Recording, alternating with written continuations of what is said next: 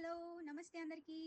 ఇవాళ అమ్మ చేసిన అలనాటి రుచికరమైన అద్భుతమైన వంట ఆవపెట్టిన కంద బచ్చలి కూరండోయ్. చూసేద్దాం మరి. ముందుగా కావాల్సిన పదార్థాలు: ఉడకపెట్టుకున్న కంద ముక్కలు, బచ్చలి కూర, చింతపండు గుజ్జు, నానపెట్టుకున్న ఆవాలు, పచ్చిమిరపకాయ, కరివేపాకు, ఇంగువ, ఎండుమిరపకాయలు, పోపు దినుసులు, బెల్లం. ముందుగా కడాయి వెలిగించి నూనె వేడి చేసుకుని పోపు దినుసులు, బచ్చలాకు అన్నీ వేసుకుని పసుపు, ఉప్పు వేసి మగ్గించుకోవాలి. మగ్గినాక చింతపండు గుజ్జు, బెల్లం, కారం వేసి మూత పెట్టుకోవాలి. తర్వాత ఒక గ్లాసు నీళ్లు పోసుకోవాలి.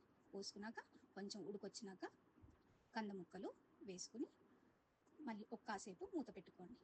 తర్వాత లాస్ట్లో దింపినాక వేడి చల్లారినాక ఈ నానబెట్టుకున్న ఆవాల పేస్ట్ని వేసుకుని కలుపుకుని వేడి వేడి అన్నంలో నెయ్యి వేసుకుని కమ్మగా కలుపుకుని తింటే ఉంటుందండి.